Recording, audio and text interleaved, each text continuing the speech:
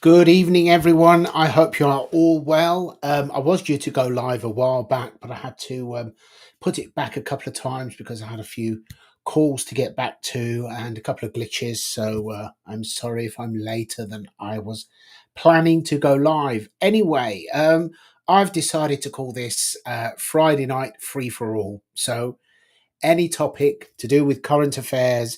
It's probably quite late for many of you to be posting questions live. I'm not sure who will be joining me. However, I do already have a few questions that have been put to me since last night, so I'll be dealing with those.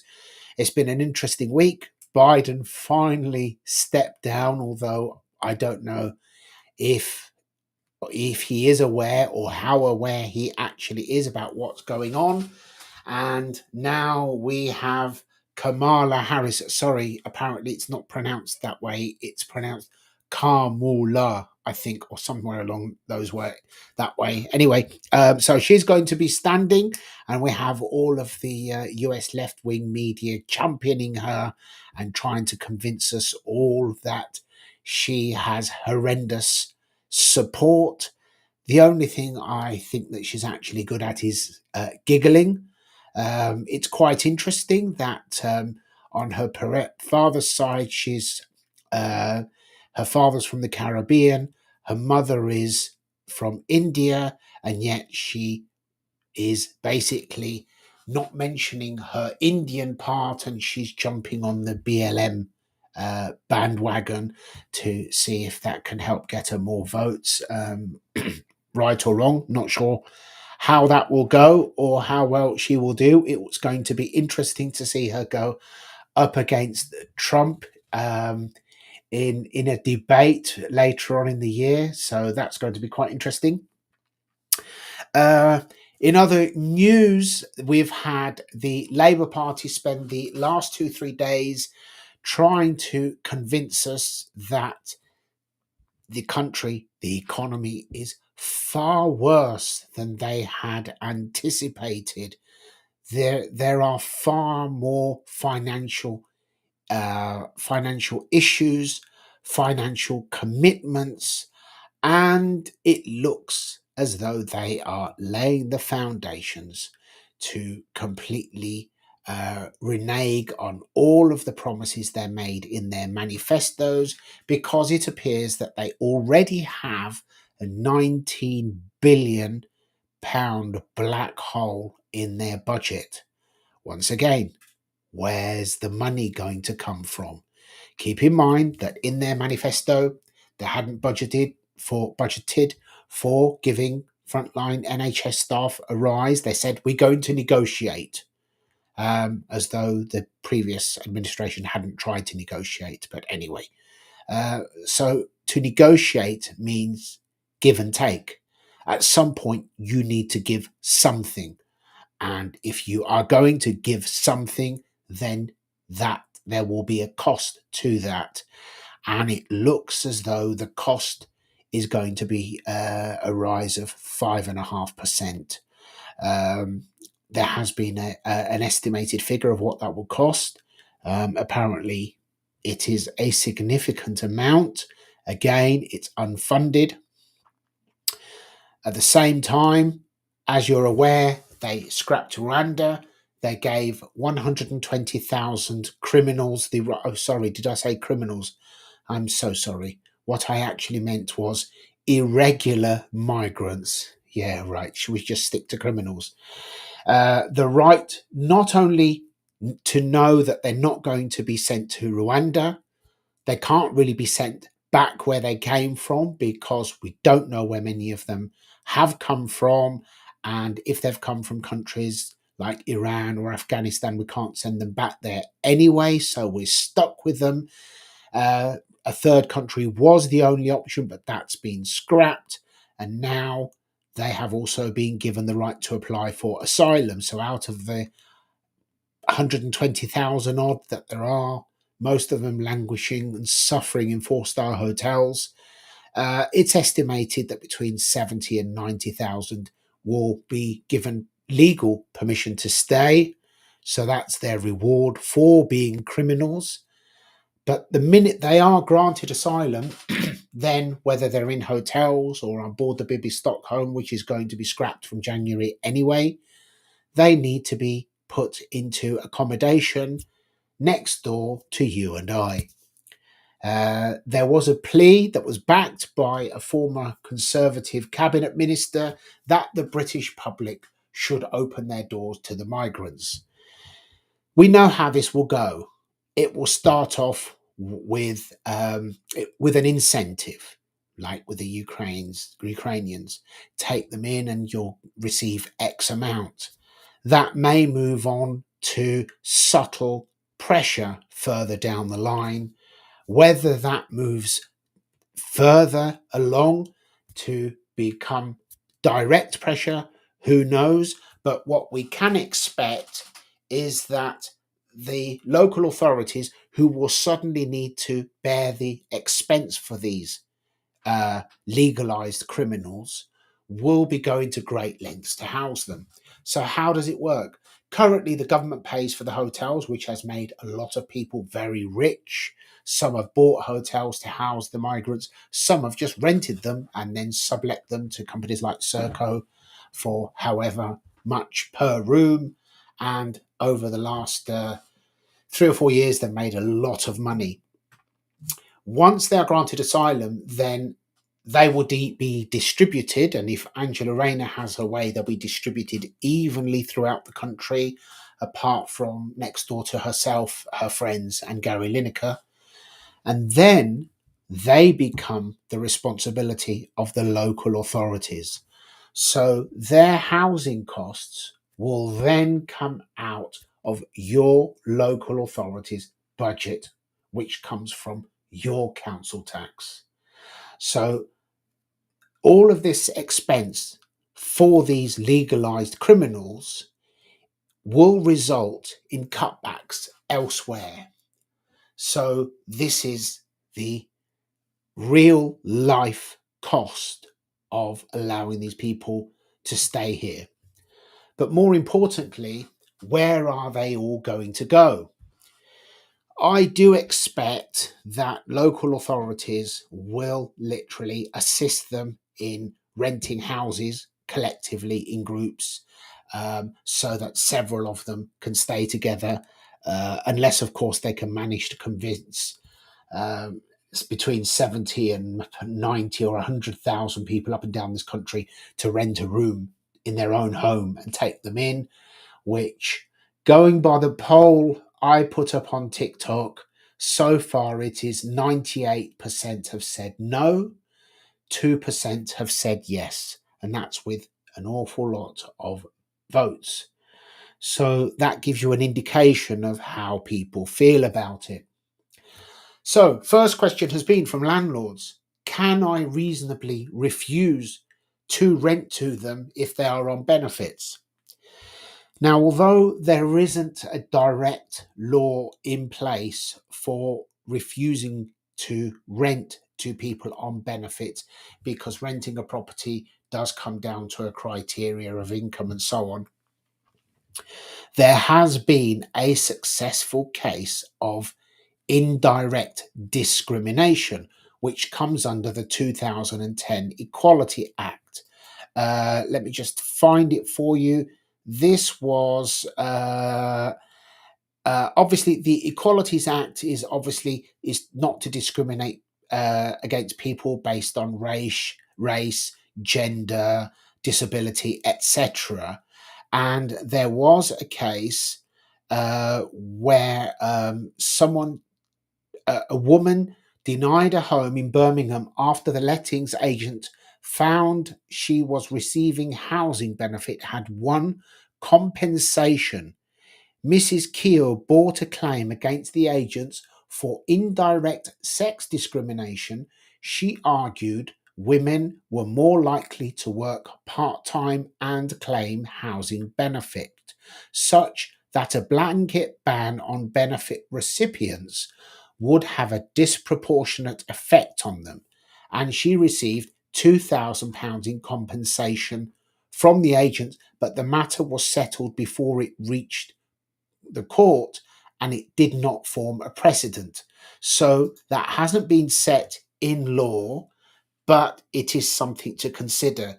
So, for those of you as landlords who will invariably face pressure directly or indirectly to rent your home to individual or groups of these legalized migrants, uh, you need to be very, very careful, because the local authorities are going to be on their side and they are going to be fighting very, very hard to force you to take them in, because no local authority wants to uh, wants to appear responsible for uh, leaving hundreds, if not thousands, of migrants on their streets.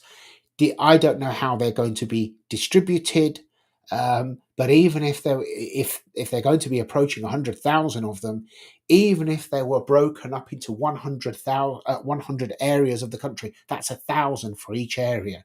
That's a lot of people to house within weeks or months, because I do believe that they will literally just race through them and rubber stamp them. I don't think that they're going to be doing too much homework on them, because the directive is just get them rubber stamped so we can get them out of the hotels. Then we can claim that we have been successful. The Labour Party has taken decisive action where the Conservatives have failed, and we will save X amount over the next year. But in reality, what we have done is we have saved this amount coming from central government, and now they will cost even more, but that will be coming from local authorities, namely council taxpayers, and local authorities will save that by cutting services elsewhere, whether it is education, whether it is uh, um, help for children, for older people, facilities, who knows? But it's a lot of money that they've got to come up with, and they have to cut it back from somewhere. So that's a really worrying development, to be perfectly honest. So let's have a look. Good evening, Paolo. I hope you are well. And what do we have here? Okay, I better put my glasses on here. He is about to give at least 70,000 illegal citizenship. That's a minimum. There's 120,000 illegals, and based on the normal ratio of those who are granted asylum, when they claim, it's estimated to be between 70 and 90,000.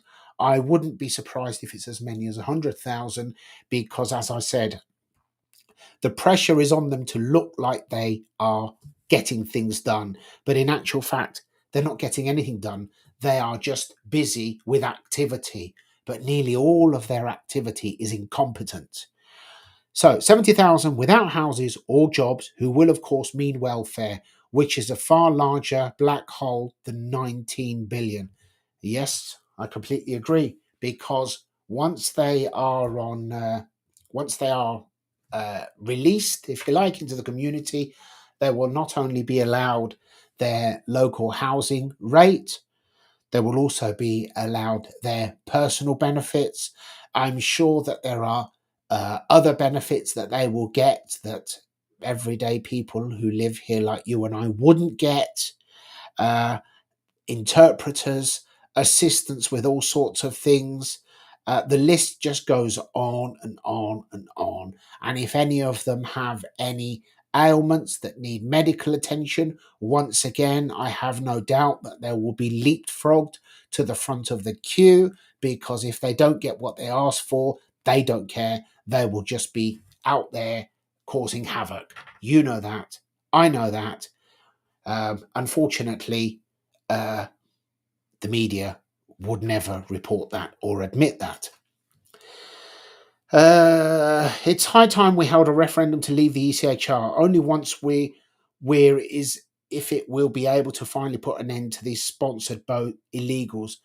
I completely agree. To be perfectly honest, that we should be holding referendums on all of these important issues, and we should have been holding these referendums on these issues over the years. Uh, and had we have done so, I do believe that we wouldn't be in the mess that we're in now. But that's the very reason that our democracy has actually been eroded rather than respected, strengthened, and made available to more people. Granted, as I've said before, we cannot have direct democracy, as it were, in its original form, where it was direct democracy for the few who could literally elect on every issue. It just wouldn't be possible when there are millions of people involved. So we have what is referred to as representative democracy, where we elect someone to represent us. Good? Not good, because they don't represent us.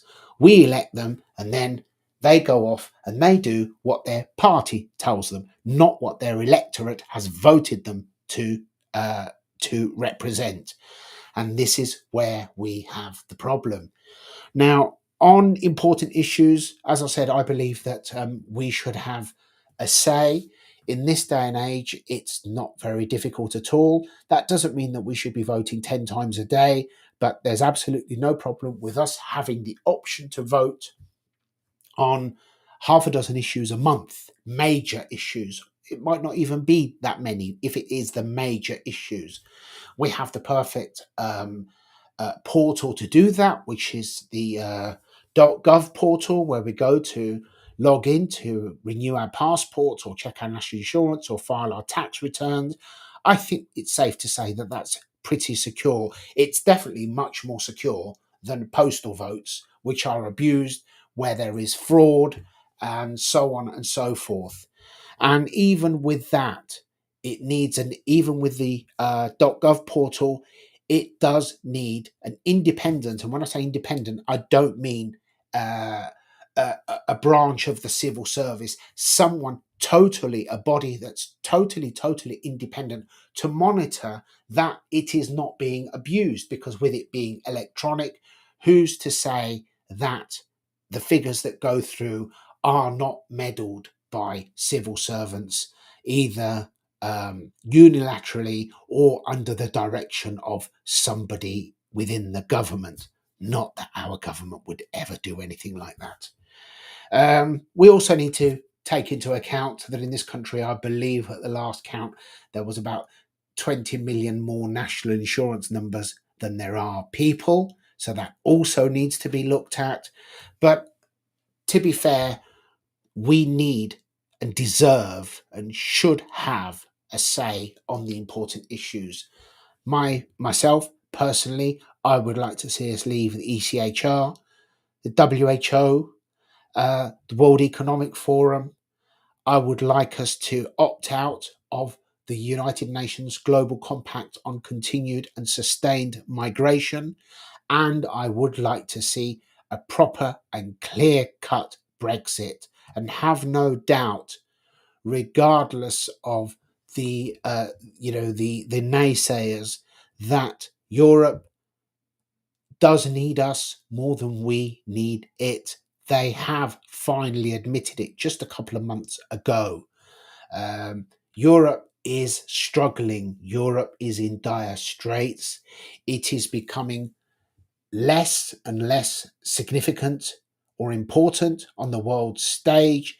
It represents less and less of global trade, from its present size representing 35% in 1970.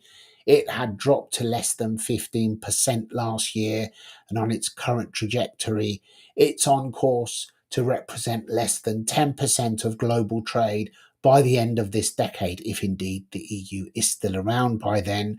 Because despite the fact that mainstream media is selective on what it reports, I think any of us who take an interest in what's happening throughout Europe are aware that Europe is literally on the edge. It is so fragile, and it is in such a dangerous state at the moment that anything could possibly happen. We've seen Schengen effectively dissolved as country after country has decided to start to patrol their borders because they don't want any more migrants, because they can't cope with them, because they know that they are going to have civil unrest in their own countries if they don't do anything about it. Paris is complete and utter chaos, as you're aware. But what you may have noticed, or rather not noticed, is over the last few weeks, Germany has been very, very quiet. We haven't really heard much from Germany at all, apart from the fact that last week in Germany they closed down a major mosque, and that was a significant step for Germany. That's the only thing that we have heard, and the reason we heard about that is because obviously it provoked such a reaction. The nutters in Iran kicked up about it, so did Qatar. Qatar being known as the pint sized pest because they are a small nation that is responsible for a lot of the negative indoctrination that's being spread around the world. But on top of that, throughout Germany, things are changing. Germany has been moving to the right at alarming rates. And despite the fact that mainstream media is not reporting it, there are parts of Germany where migrants are actually being rounded out and literally rounded up, and literally dragged out the country. And I foresee that the first total turn against the migrants will come from Germany, and France may very well follow suit. And this is going to put tremendous pressure on the EU, which is seen as the instigator of all of this. You may well have watched that very brave Polish woman who made a speech where she literally wagged her finger at Angela Merkel and said to her, "Keep your hands off of Poland." So, Paolo, the ECHR was developed for a completely different set of circumstances, and at the very least, it needs severely updating. Yes, absolutely, absolutely. I completely agree. I don't believe that it can be updated because it will end up back where we are now.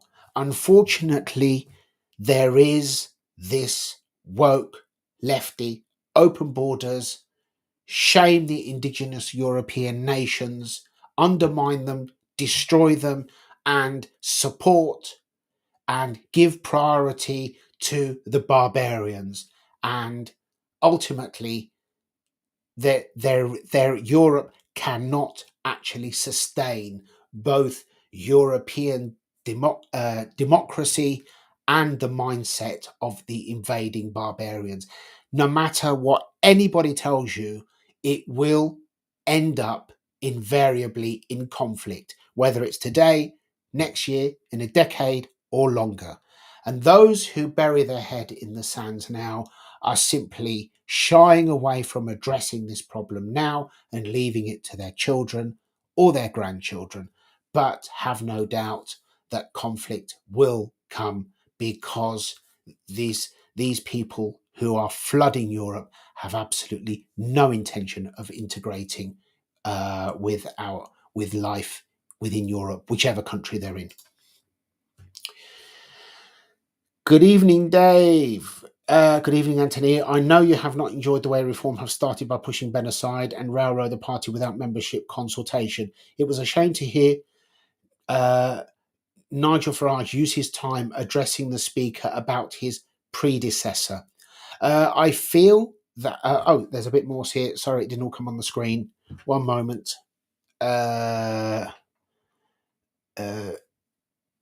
Pushing Ben aside, party without membership. The party without membership consultation. It was a shame to hear Nigel Farage use his time addressing the Speaker about his predecessor. Nigel should have used that opportunity to say we 5 MPs voted for by 4 million as we opposed to Lib Dem who have 72 members voted by only 3.5 million. Do you think Lib Dems will now try and push to change the voting system as the current method actually suited them? No, I don't. The Lib Dems, they showed their colours under Nick Clegg, where we had decades We had it going all the way back to before the two Davids, Paddy Ashdown. Um, what was the next guy? I've forgotten his name. And all we ever heard was the Lib Dems would put a penny on income tax and offer free education and so on and so forth. And at the whiff of getting their foot into number 10, they sold their soul, for which they were punished severely in the next few elections. The only reason that they have had seats now is because in many of the areas where they won seats, voters who could not stomach voting Labour but didn't want to vote Conservative because they were angry with them, went for the soft option, which was the Lib Dems. But where they are now, I do believe that they will not push for PR, because under PR they would be no better off. They would actually maybe even be slightly worse off than where they are, or level with where they are.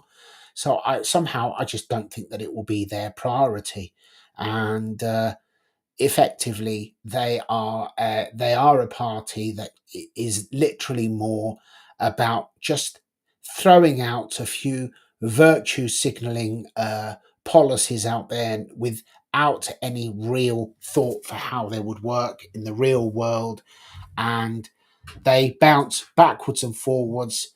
They've had this before a few years ago where they won a few seats in a similar sort of situation.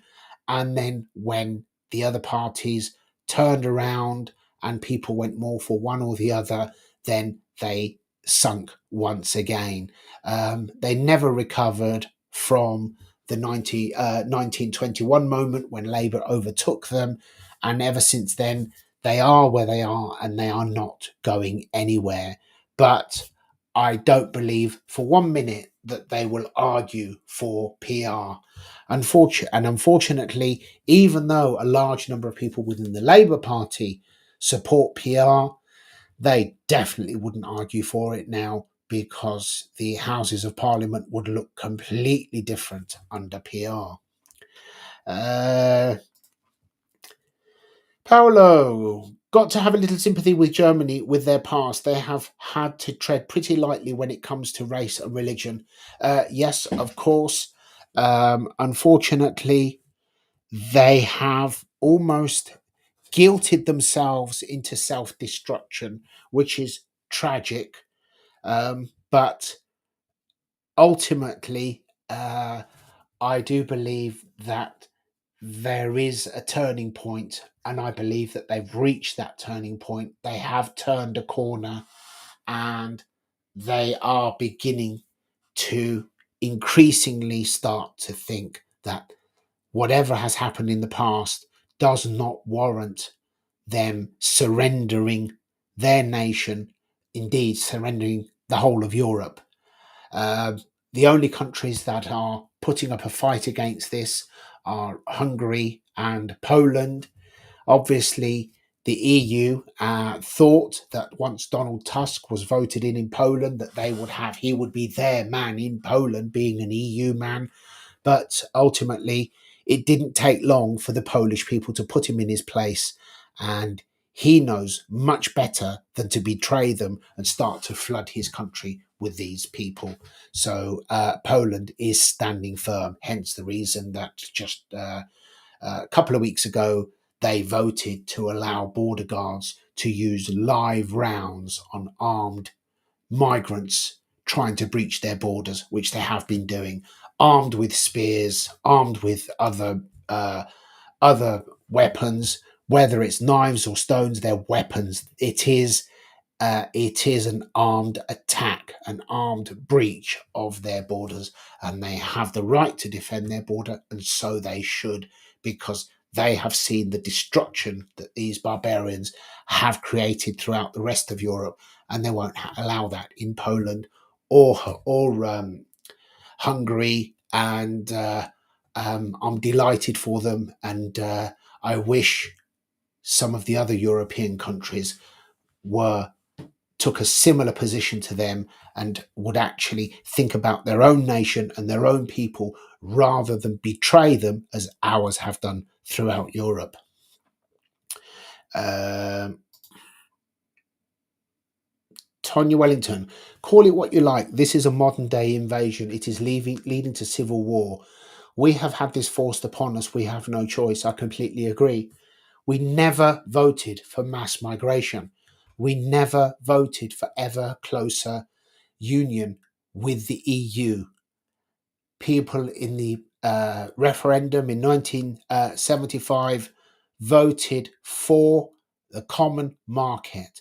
It was in the plan then that this would end up with a European Union, but they lied to the voting public. Yes, they released it here or there where nobody would notice, so that the EU fanatics could then say further down the line, oh, you knew what you were voting for because you were told. People did not know what they were voting for. They thought they were voting for a common market because at that time in the mid 70s, the UK was held to ransom by the unions, by the miners. There was power cuts all the time. Our country was not in a very good state, and people did think that the common market was the answer to all of our economic problems. Little did they know where it would lead. But we didn't vote for the Maastricht Treaty. We didn't vote for the Lisbon Treaty. We didn't vote for Blair to open the borders and flood our country. We didn't vote for mass migration, which keeps poor people even poorer because it's a double hit to the lowest earners. Not only does it hold wages down so that they don't earn they have less capacity to earn more, but it increases their outgoings because it's pushed up the cost of housing, whether it's buying or renting. So they are the ones that suffer the most. Or, as always, follow the money. Who benefits from mass migration? How do you make a resource of any type worth less? You create more availability of it. By creating more availability of people, you make those people worth less. Cheaper labor. This is all about the corporations and the globalists, and they are not just happy to stand by and watch Europe be destroyed. They are actively engineering it for their own benefit. This is the degree that their greed and their treachery is literally skewing their vision and their moral compass, and it beggars belief. And as I have said before, and I'll say it again, to all those virtue signaling hypocrites who just want to say what they think will make them look good, they need to take a long, hard look in the mirror, and they need to realize that if they do not stand up to this now, they are kicking the can down the road, and it will be their children or their grandchildren who will literally be fighting for their lives in the not too distant future. Of that, there is no doubt whatsoever. Uh, Dave, as the government is not taking control of immigration, is there now a risk of more activity from the far right activists, such as the march being led by Tommy Robinson this weekend in London? Uh, yes and no. Yes, that people will literally have to take matters into their own hand, but no, in the sense that somebody who has suffered as much as Tommy Robinson, so much abuse, and in the hands of the police and the courts, for simply bringing to the attention behaviors that so many gutless people are too weak to even see, let alone admit, let alone openly speak out about. That doesn't make anyone right wing. You are not right wing because you want to preserve your country. You are not right wing because you want to see our flag on every building. You are not right wing because you object to sectarian politics. You are not right wing if you object to perverted barbarians pursuing our children en masse. You are not right wing if you object to perverted barbarians who have absolutely no respect for women. They do not know what respect for women is, and they are bringing their misogyny and their third world mindset and trying to enforce it on us. That does not make anybody right wing. That makes them patriotic. And this is the problem, because most of the people in the Houses of Parliament don't know the meaning of the word patriotic. When we have members of our government, such as, I've totally forgotten her name now, who objected to our flag on a building. I forgot it. Her name will come to me anyway, but she's just one of many. And the Conservatives, they are all the wets who are left. That's why, for example, Suella Braverman won't get a look in to stand as leader. Unfortunately, if Suella leaves the Conservative Party, should she defect to Reform, the rest of the Conservatives might as well just merge with Labour, because they're much of a muchness.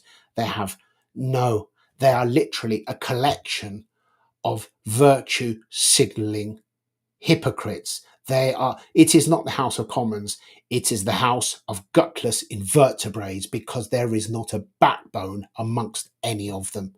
And sadly, it is the people of this country who are paying the price for their treachery. To be honest, totally honest, PR would not do particularly well under referendum. Too many are far too set in their ways. It would definitely hurt the Tories and Labour voters. Don't like change, that's for sure. Yes, but on that note, if you follow Ben Habib when he's on, he's quite active both on GB News and Talk TV, as well as other platforms. He actually said that he believes that Reform could actually win in a first past the post scenario. It depends what happens with the Conservative Party over the next few months, and then subsequently following the election of a new leader, where they go, because with the candidates that we're seeing, this could literally just signal an even further decline of the Conservative Party, because there isn't a leader amongst them. And as people become more and more disillusioned, to the point where they will find the determination and the courage to finally speak up, despite the risks to themselves personally. And when I say the risk to themselves, this is why we can't hold it against people who won't openly speak up, despite the fact that they are sick to death with what is happening. Because if they work in the civil service, if they work in the NHS, if they work in a school, they risk their job, they risk their bank account, they risk their livelihood, they risk their home.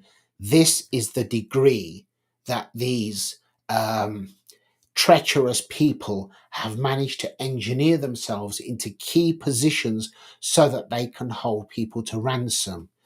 The world's media, the most important media, is just in the hands of a select few who control what we hear and what we see and what we are told.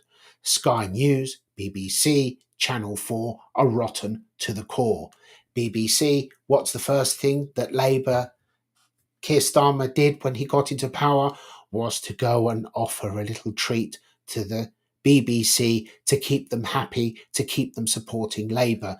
If you watch some of the reporters from the BBC or Sky News or Channel 4 and watch how they interact when they're speaking to the Prime Minister or any of the Labour ministers, that is absolutely no comparison. There is no comparison to how they used to speak to the Conservative Prime Minister or Conservative ministers, and definitely nothing like the way that they speak to anybody standing for Reform. Of course. Why? Because Reform petrifies them, because Reform could, should, and would deny them their horrible back patting gravy train. As I've said elsewhere, Brexit was never a slap in the EU's face. It was one almighty slap in our own government's face for all the lies. Oh, absolutely. That it took. It was earth shattering. In fact, most people are totally oblivious to how earth shattering the referendum result was, not just to Dave Cameron and his gang, who thought that they would just humour us with a token referendum and then continue and pretend to be all holier than thou because the people had spoken and they wanted to stay in the EU, but to the EU itself and to the globalists. The EU has been deteriorating since we left, one way or another. And that's despite the fact that we are still tied to them in many ways. Had we have executed Brexit properly, and had we not had made any concessions to the EU at all and played hardball with them, not only would we be in a far better place, but the EU would be on the verge of extinction. The French still manage to fish a lot of fish from our waters that we weren't obliged to allow them to do so. They still receive a lot of money from us in the divorce settlement. Keir Starmer, the globalist puppet that was put in without the permission of the party members, uh, was put there to make certain concessions to the EU, which he did at our expense. Boris sold us out, the greatest political traitor in recent years, because we knew exactly what Rishi is and was. We knew what Dave Cameron was, and we certainly knew um, what Theresa May was. But Boris managed to convince people that he was going to, how do they do it with a thumb, get Brexit done. No, the only thing he got done was or rather, it was only the British people who were done by him and his lies and his bullshit. And while he was in office, he oversaw the introduction of the Wealth Tax Commission. He oversaw the signing of the UN Global Compact on continued and sustained migration. He signed this ridiculous bill putting 30% of our farmland to be set aside to grow flowers and weeds and things on. So the National Trust is throwing farmers off its land left, right, and centre and planting flowers. And meanwhile, the cost of our food is going through the roof and continues to go through the roof. And in the meantime, we're losing hundreds of thousands of acres of prime farmland to these ridiculous experiments, which are being now going to be pushed like mad by the nutter Ed Miliband. And if that moron thinks that he's going to take this country to a cleaner place in 5 or 6 years, where people are going to be driving cars that are net zero, then he is in cuckoo land. But in reality, he's not in cuckoo land. He knows it's all nonsense. It's just an excuse. And it is an opportunity to take money from you and I and funnel it through to his friends, to use all of this to enforce measures to control us, to control our movement, to control where we go, what we do, and how we get there. And in the meantime, this bunch of hypocrites are flying backwards and forwards on private jets. But he doesn't care. He'll do his time, earn his brownie points, then he'll go off and he'll work for one of the globalists. Maybe even Nick Clegg might get him a job at Facebook, and then they can both sit there conspiring and selling off government secrets to Facebook on how to monitor us all for a 7-figure salary. But ultimately, that's all they care about. They do not care about this country. They have absolutely no loyalty to this country whatsoever.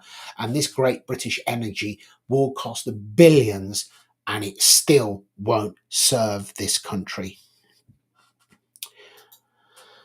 Emily Thornberry, thank you very much. Yes, that's who I was looking for. Classic example, but many others think exactly the same way. And this is where we're at.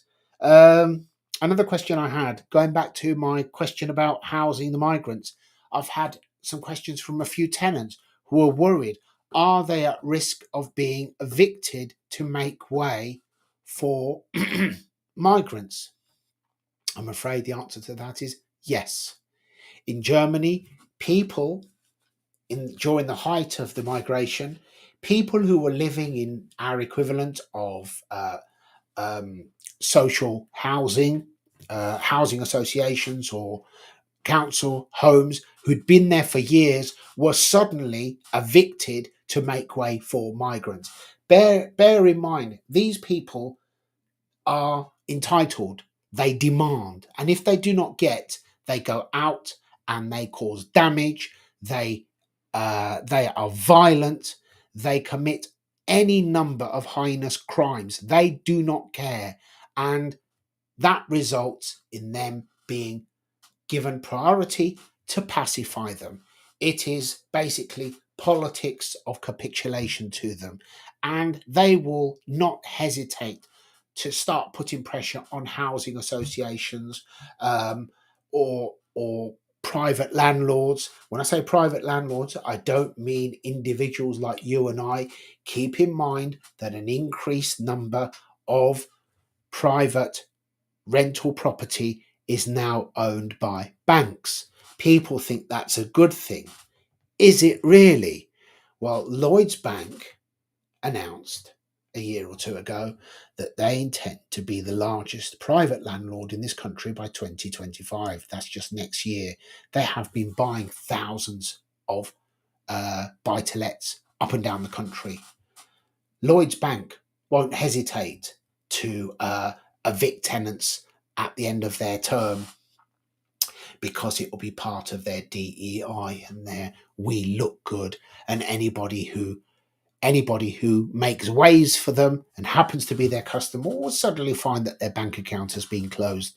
So sadly, that is something that I do expect to happen, because the first priority in housing over the next year or so is going to be to house the migrants. But it was not going to end there, because Keir Starmer will invariably agree to taking an EU quota of their migrants. That is, their criminals that they legalise, and then a share of them, which will probably be a bigger share than we should get anyway, because, well, I believe our share should be zero, to be honest. But anyway, and they will end up here. But once that pathway is opened, it will then grow, because that's all that they have done with migration over the last few years. Pacified us with a promise, palmed us off with a promise, but every year it has increased and increased and increased. And over the last 3-4 years, they have increased it tremendously, but they have allowed illegal migration to increase, but also legal migration. And in terms of legal migration, that is a very, very easy thing to put a stop to, because if the government were to announce legal migration will be 5% below net emigration, that's it. That's the only visas that will be given, and those visas should be should be granted in order of priority: NHS, essential services, and so on and so forth. Over 500,000 people a year leave the UK. There's capacity for 500,000 people who are carefully selected, are more than enough to satisfy the needs of our essential services and NHS and so on. And at the same time, perhaps these people should also think about stopping this routing of youngsters into universities, signing them up for 50 or 60,000 pounds worth of debt for a non-degree. If they can afford it, if they can pay and they don't mind, study anything you like, not a problem. But where youngsters are going to university with a view to a career when they leave university, then perhaps they ought to be directed into degrees that are worthwhile for them. And at the same time, we're back to DEI. There are, I'm sorry to say, a large number of youngsters who are handheld through their GCSEs, through to A levels, through university to make up the minority numbers, the minimum numbers to satisfy all of the DEI requirements. And many of them have absolutely no business to be there. Many do, many don't. It shouldn't be about where you're from or who you are or whether you're male or female or your race. It should be about your academic ability. And at the same time, I'm of the opinion we need more skilled people. I don't see why youngsters at 14 years old who have the will and the aptitude for a trade, be it to be an engineer or an electrician or a plumber, why they shouldn't be able to start their apprenticeships when they're 14 years old and work their basic academic studies around that, so that at 18 or 19 they are fully qualified, skilled tradespeople who could go out and work, serve their country, and earn a great salary. But I've been saying this for a long time, but I think I'm probably just talking to myself. The problem with making migration legal, those that do not meet the criteria will just become illegal migrants again, and the boats will continue. It's a no-win scenario. Oh, absolutely.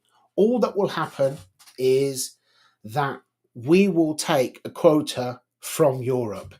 Um, that will be in addition to our legal migration. Then there will still be people who are determined to get here illegally. Now, what is the message that has been sent out to the world by this government in the last 3 weeks? I'm sure it's all over TikTok.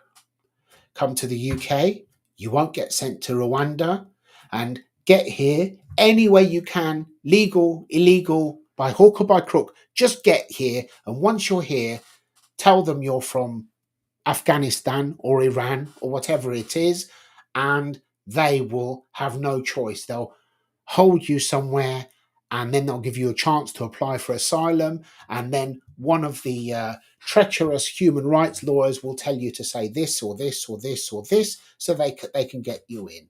And this is a snowball effect, because the more barbarians we allow in, the more barbarians they will encourage to head for the UK and all Europe as a whole.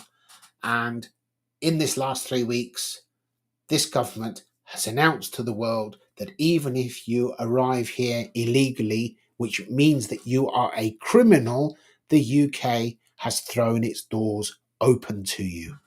That's it. That's the long and the short of it. There is no justification for what they have done. Rwanda wasn't ideal, but it was a threat. That threat did concern them. The next step should have been secure accommodation for all of the illegals, not hotels, no freedom to wander within the community.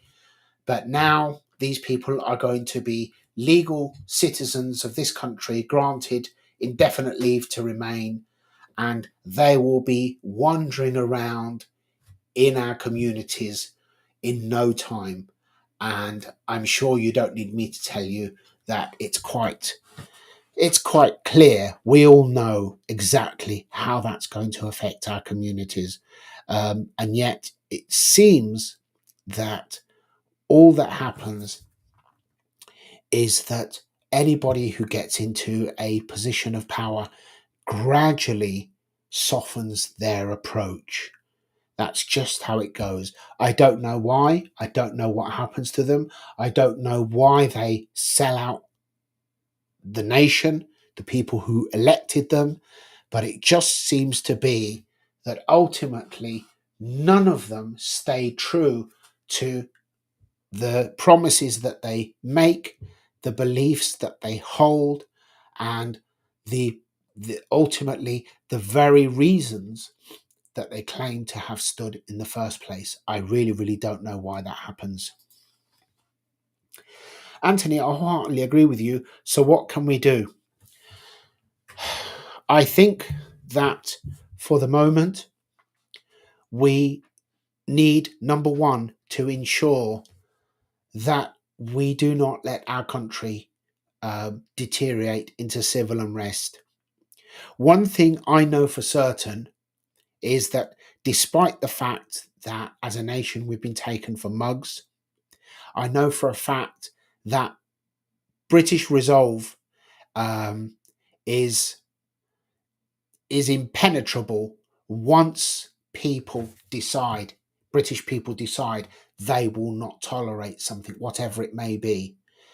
I fear social unrest because it's always uglier than we ever imagine, and I don't want anything of the sort. I want people en masse to begin to lift their head up and express their thoughts and express their anger in whichever way that may be.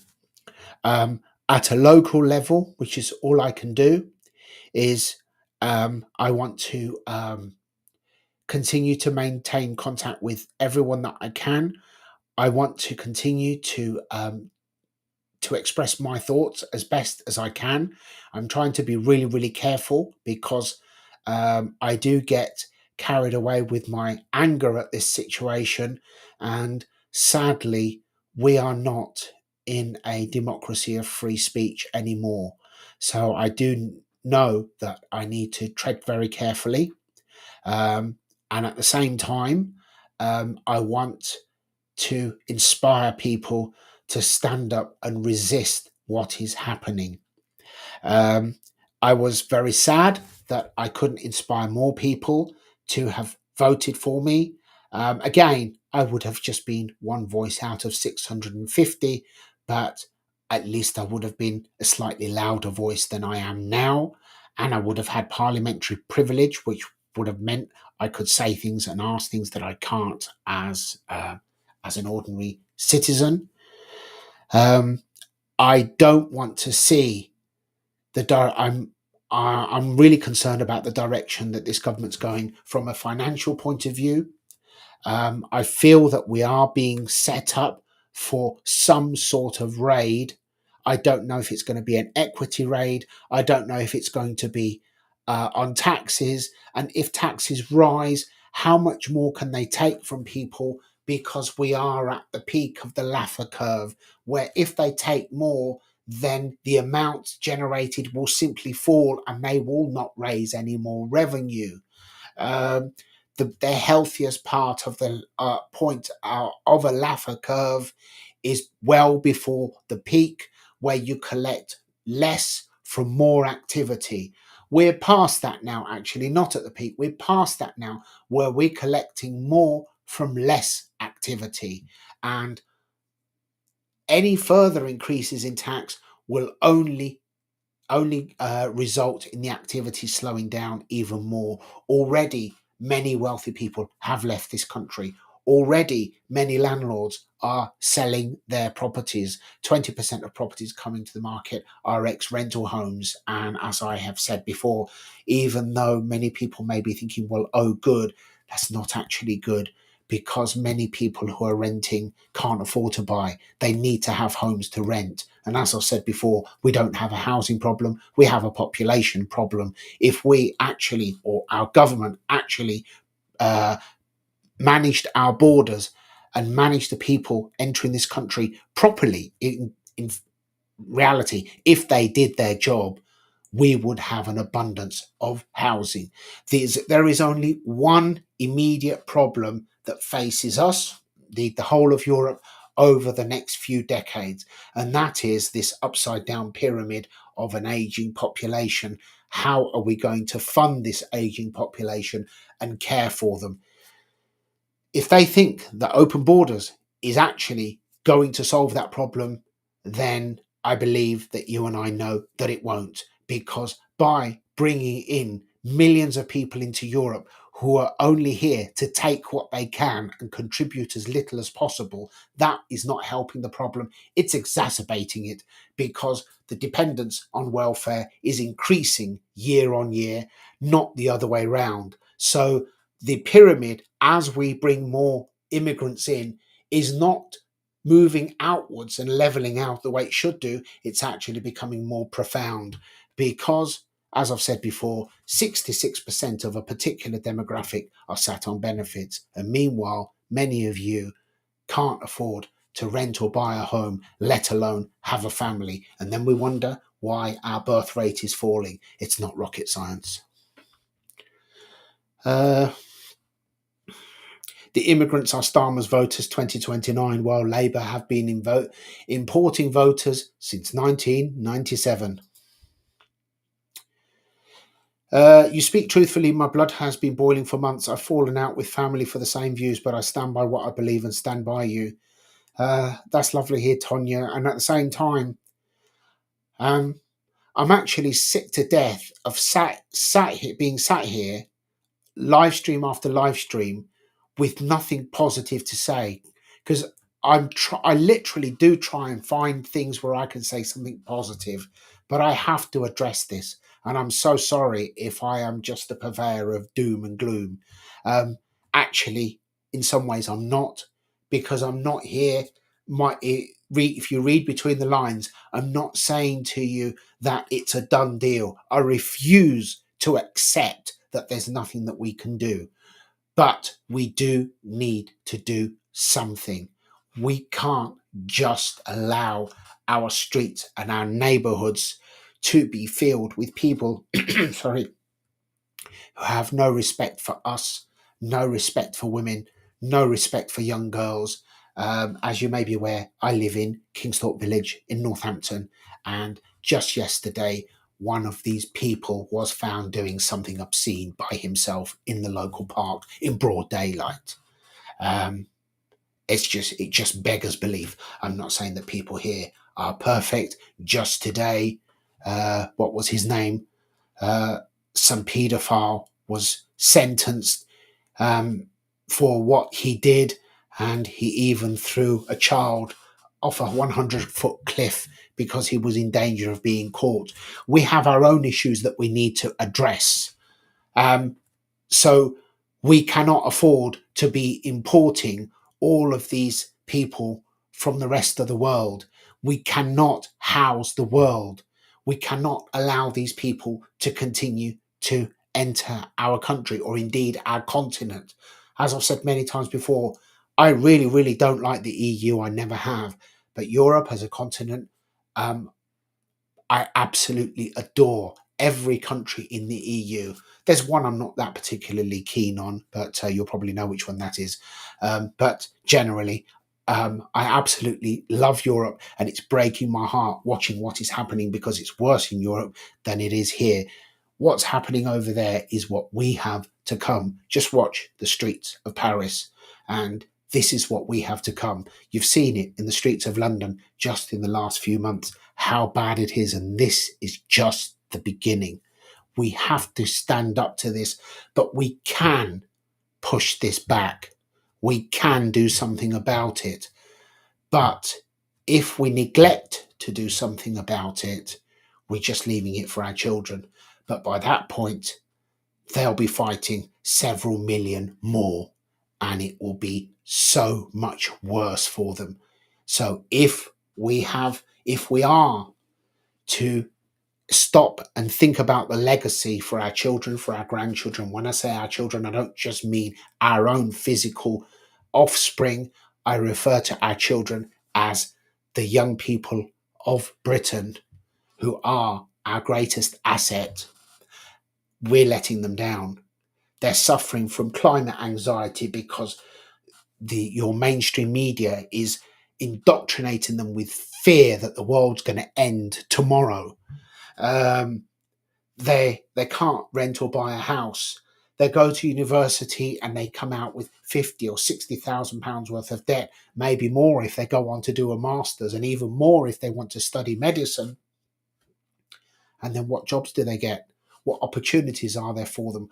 What life have we created for these young people? For us who are older, we've had the best of it. We've seen wonderful times, and one way or another, we'll be all right, and and I'm sure we'll manage. So it's not about us where this goes.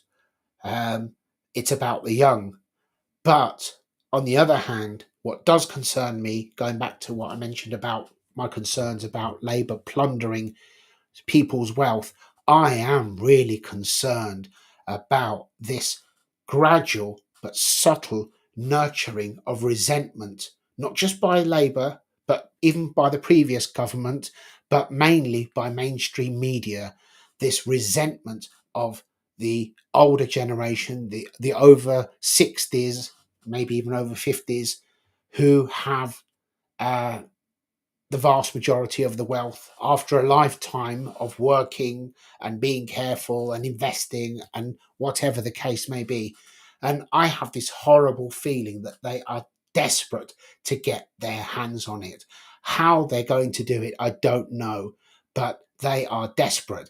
They've now created an entire generation who has nothing, no home, no prospects, no future really, apart from living their life from one rent to the next at the mercy of the corporations, who can already effectively cancel them at any time. Because what happens to a renter who's got no equity, possibly no savings, if their bank account is closed, or if they're just dismissed because they said something that contradicted the narrative and they were either dismissed for it or set up for something else just to shut them up and get rid of them? Their life is literally hopeless.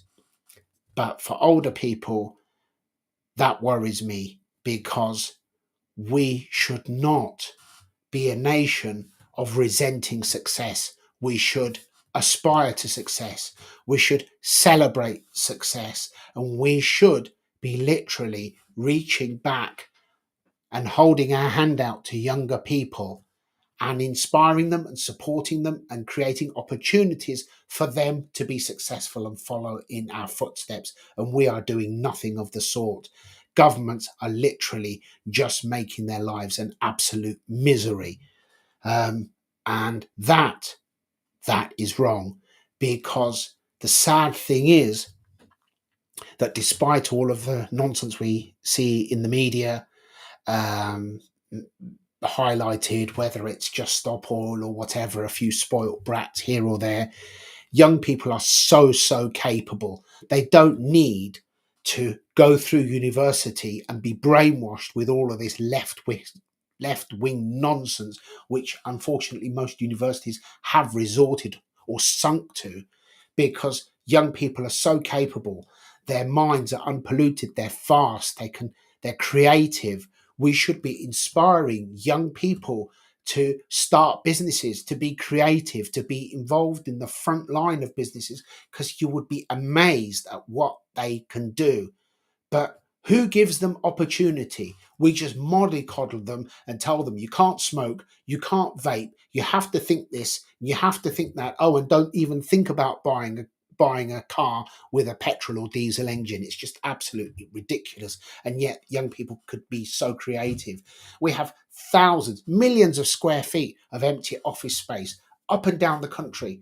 Why do we not have youth business centres in every town, where young people who would like to start a business but don't even know where to start can have access to a desk, to Wi-Fi, to coffee, to a mentor, to somebody, business people who maybe give up a half a day or a day, a month, maybe an IT person, maybe an accountant, maybe a business leader. Uh, all of these people who could mentor these young people and help them all start businesses. Imagine if 500 young people in every town were inspired and given the opportunity to be able to start a business online and all the support that they needed. How many successful people would we create over the next 5 years? And instead, all we do is literally make them depressed, convince them that they're in the wrong body. It beggars belief. You could not make this rubbish up, really. You just couldn't. It is the stuff of science fiction nightmares. Uh, Tommy Robinson and Farage need to align, unite to get our country back. Well, uh, the position of reform is that um, reform can't support Tommy Robinson or his movement. Tommy Robinson did offer his support to reform before the election. Um, what happens over this parliament remains to be seen. There are just so many possible outcomes to the next 1, 2, 3, 4 years. I don't think this government will last 5 years or 4 or even 3, to be honest. And don't be too surprised if they absolutely have deteriorate into catastrophe far, far sooner than people expect. Anthony, what are your holiday plans? Going anywhere nice? Trying to put a positive spin on things for you. We spent a few days in South Wales, which was great. Dave, thank you. I will respond to that. Okay. I was due to go to Cyprus last month, but I had to cancel it because um, because of the election.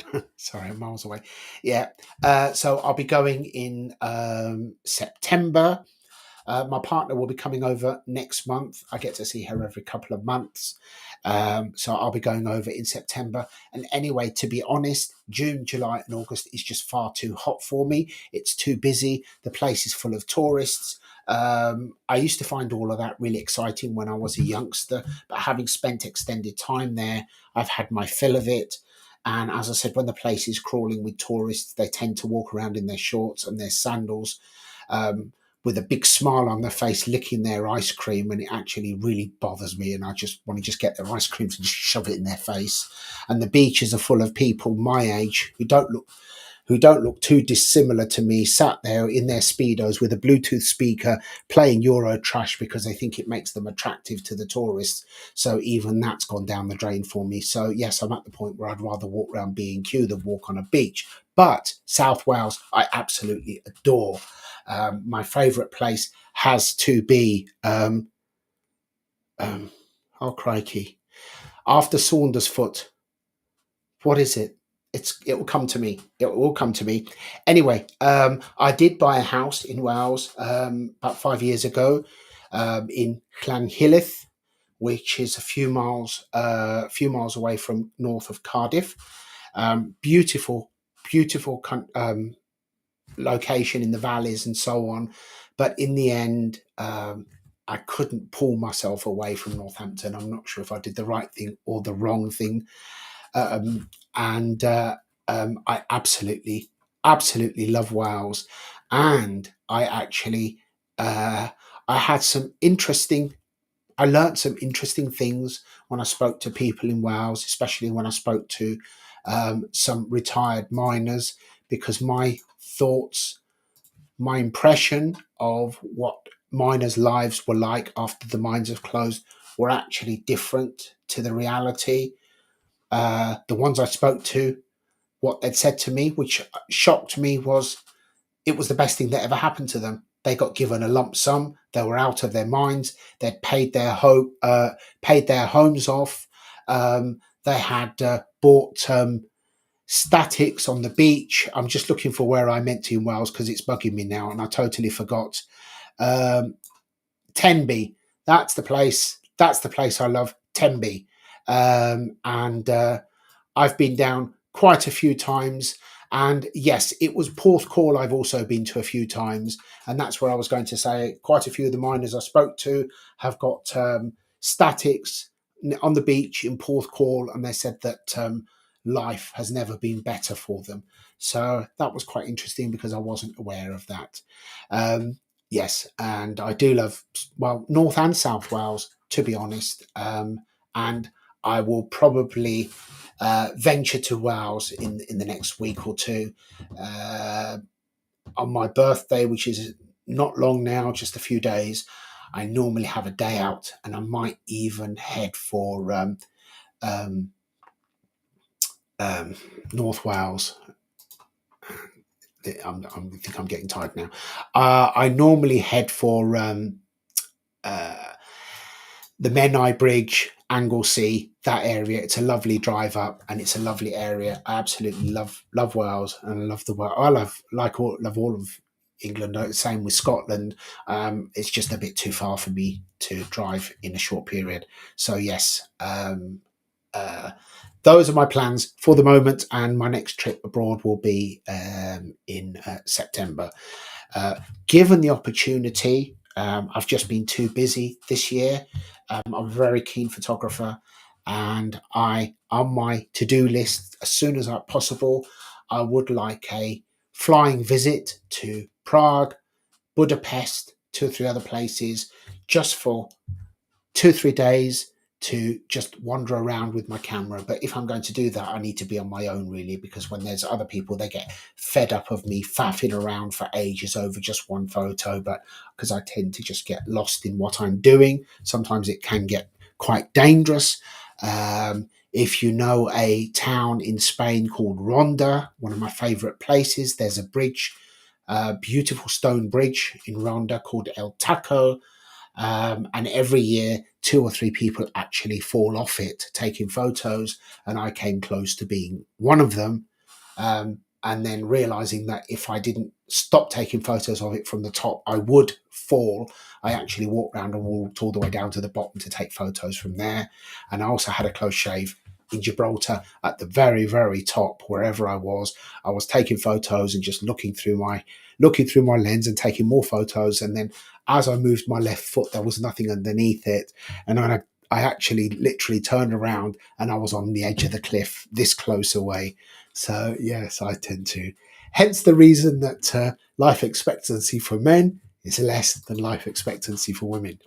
Uh, Reform had tens of thousands of votes lent to them. Farage needs to grow a pair and unite. The backlash from the media is better now than later. Yes, I I believe that if we're going to fight this fight, we need to fight. My position is, if you're going to make an impact, if you are going to impress yourselves on the people, if you are going to win the support of the people, then make an impression. Otherwise, you just pale into blending with the others. Where that goes, I have made my position clear several times. I am adamant that we must have elected members. I am adamant that all the people who've paid their money should not just be supporters who've just paid for a certificate to say they're a supporter. No, they should be voting members. It's very, very simple to do. We just need a constitution, and they all need to be literally sent out details that they are voting members. And then in each constituency, we, through the mailing software, can then arrange with all of the members. It could be anything range from a few hundred to a few thousand in each constituency, to hold a meeting once a month. Can be at a local club, social club, sports club, doesn't matter where it is. And I'm sure they'd be grateful for the contribution of all these people coming once a month and buying drinks and maybe making a donation. And I believe that the voting members should elect their local candidate. And in that situation, I would love to stand, but I won't stand if I'm the only one, because I do not want to be the default candidate. And I believe that people who vote deserve to have a choice. I want additional, and I will try and encourage other people to stand. They should have a choice, male, female, young, old, whatever.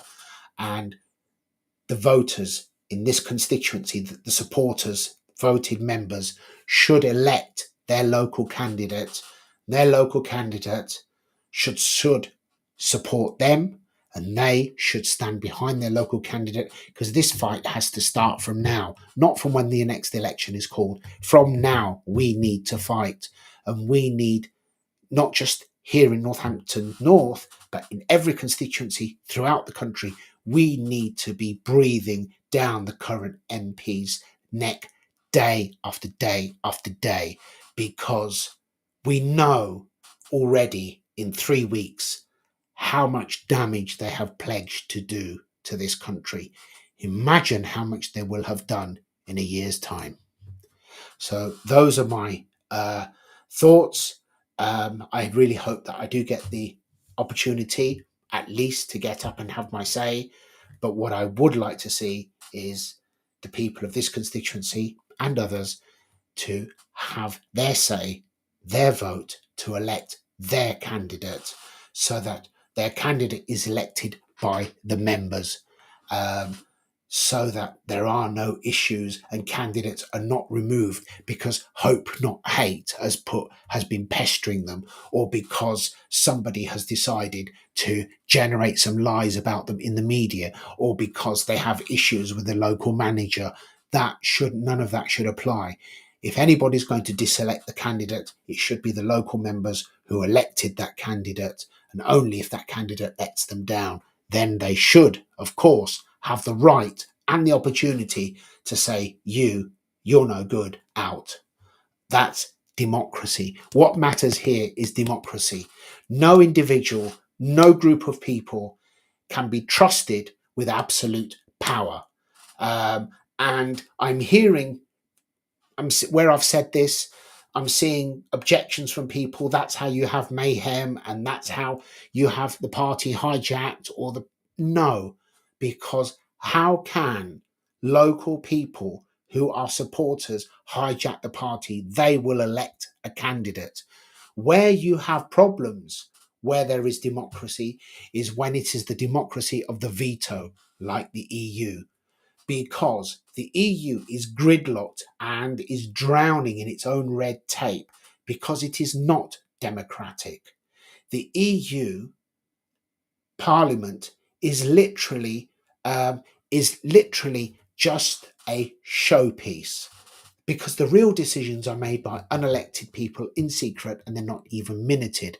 But what is more important is that in terms of the member states, the way the EU works, it is not a vote and the majority wins and it is accepted and they move on.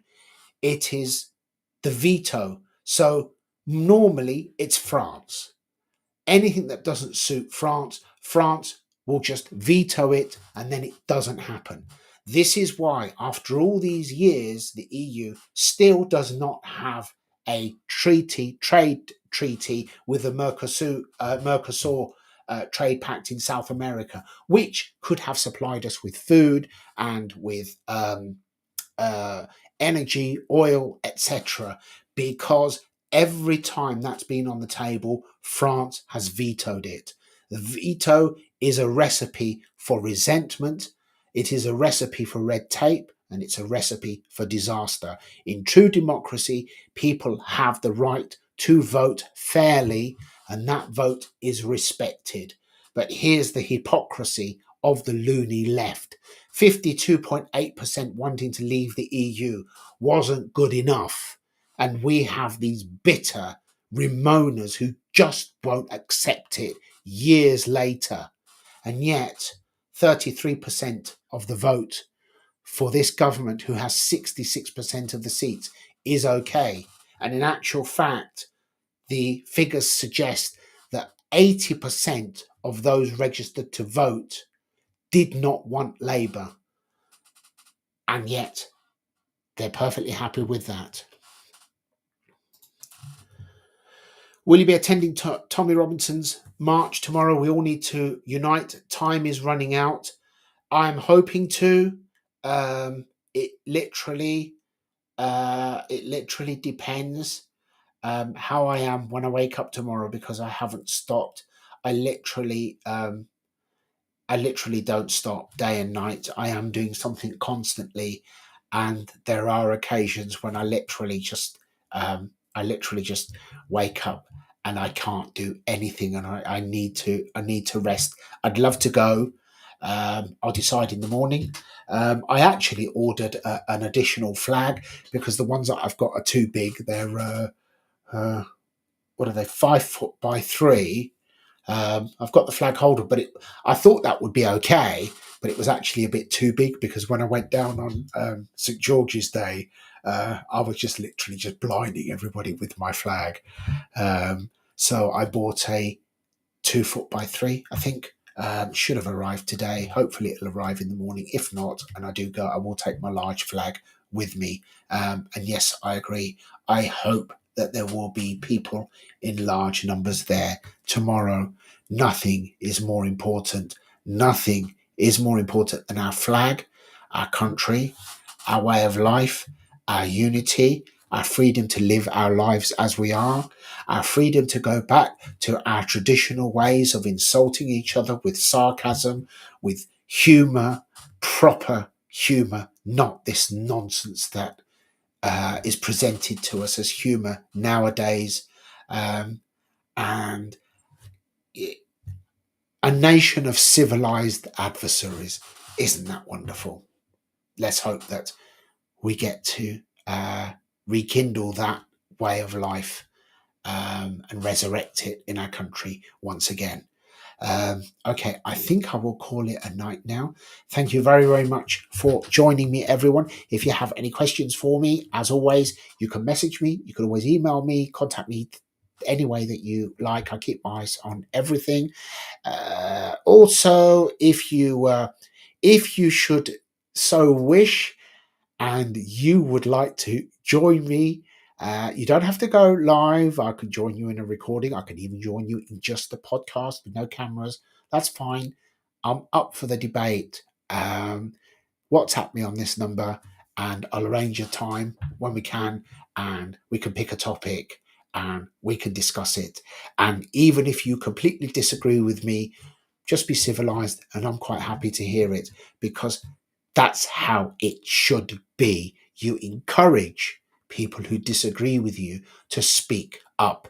You don't cancel them. You don't threaten them. You don't sack them. You don't close their bank accounts. We can make things better. Thank you very much, everyone.